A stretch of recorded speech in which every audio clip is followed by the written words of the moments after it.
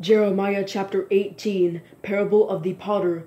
This is the word that came to Jeremiah from the Lord. Go down at once to the potter's house, there I will reveal my words to you. So I went down to the potter's house, and there he was, working away at the wheel. But the jar that he was making from the clay became flawed in the potter's hand, so he made it into another jar, as it seemed right for him to do.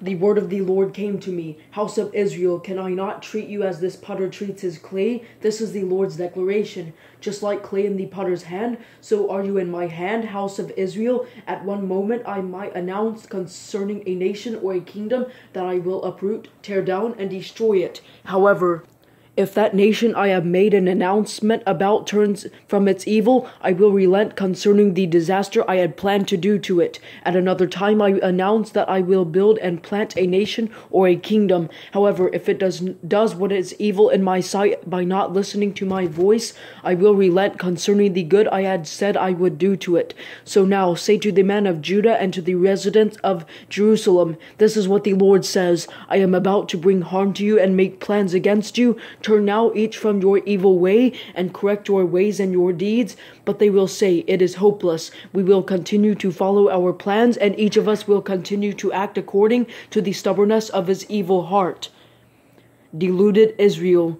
Therefore this is what the Lord says, ask among the nations who has heard things like these, Virgin Israel has done a most terrible thing. Does the snow of Lebanon ever leave the highland crags, or does cold water flowing from a distance ever fail? Yet my people have forgotten me. They burn incense to false idols that make them stumble in their ways on the ancient roads and walk on new paths, not the highway. They have made their land a horror, a perpetual object of scorn. Everyone who passes by it will be horrified and shake his head. I will scatter them before the enemy like the east wind. I will show them my back and not my face on the day of their calamity. Plot against Jeremiah. Then certain ones said, come, let's make plans against Jeremiah, for instruction will never be lost from the priest, or counsel from the wise, or an oracle from the prophet. Come, let's denounce him and pay no attention to all his words. Pay attention to me, Lord, hear what my opponents are saying. Should good be repaid with evil, yet they have dug a pit for me? Remember how I stood before you to speak good on their behalf, to turn your anger from them. Therefore hand their children over to famine, and pour the sword's power on them. Let their wives become childless and widowed, their husbands slain by deadly disease, their young men struck down by the sword in battle. Let a cry be heard from their houses when you suddenly bring raiders against them, for they have dug a pit to capture me and have hidden snares for my feet.